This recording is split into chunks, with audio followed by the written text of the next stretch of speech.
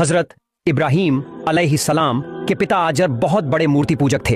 वे खुद मूर्तियां बनाते और उनकी पूजा करते थे। एक दिन उन्होंने जवान इब्राहिम को बुलाकर कहा, बेटा इब्राहिम, इन मूर्तियों को बाजार में बेच कर आओ। उस समय हजरत इब्राहिम अलैहिस्सलाम को नबूवत नहीं मिली थी, इसलिए वे जिज्ञासावश पूछ बैठे, अब्बा जान, इन मूर्तियों की ताकत और शक्ति क्या है? बेटे के मुंह से ऐसा सुनकर आजर बोले, बेटा, यही मूर्तियां हमारे भगवान हैं। इन्होंने ही आसमान, जमीन और पूरी दुनिया बनाई है, यहाँ तक कि हमें भी, इसलिए हमें इनकी पूजा करनी चाहिए। यह कहकर उन्होंने मूर्तियों को एक टोकरी में रखा और इब्राहिम अलैहिस्सलाम के सिर पर रख दिया। इब्राहिम अलैहिस्सलाम टोकरी लेकर बाजार की ओर निकल पड़े। रास्ते में उन्हें पेशाब करने की जरूरत महसूस हुई तो उन्होंने टोकरी जमीन पर रख दी और चले गए। जब लौटे तो देखा कि मूर्तियों के शरीर गीले हो गए हैं। यह देखकर उन्होंने मूर्तियों से पूछा, क्या बात है, तुम्हारे शरीर गीले क्यों हैं?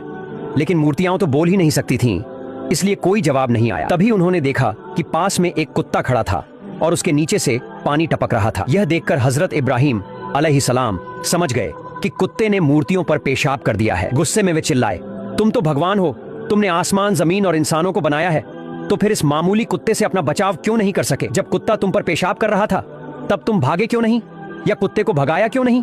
तुम कैसे भगवान हो जो खुद को भी नहीं बचा सकते? यह कहकर उन्होंने मूर्तियों को टोकरी में डाला, उन्हें नदी में ले जाकर धोया और फिर एक लाइन में खड़ा कर दिया। इसके बाद बोले, अगर तुम सच में भगवान हो तो खुद से बाजार तक चलकर आओ, मैं आगे चलता हूँ, तुम मेरे पीछे पीछे आओ। फिर वे चलने लगे। कुछ कदम बाद पीछे मुड़कर देखा तो मूर्तियां वहीं की वहीं खड़ी थी। तब हजरत इब्राहिम अलैहिस्सलाम और भी गुस्से में आ गए और बोले, तुम किस चीज के भगवान हो?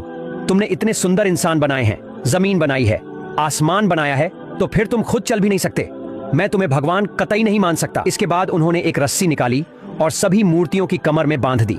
रस्सी का एक सिरा अपने हाथ में पकड़ा और मूर्तियों को घसीटते हुए बाजार की ओर चल पड़े। काफी समय बाद जब वे बाजार पहुंचे तो देखा कि मूर्तियों की हालत बहुत बुरी हो चुकी थी।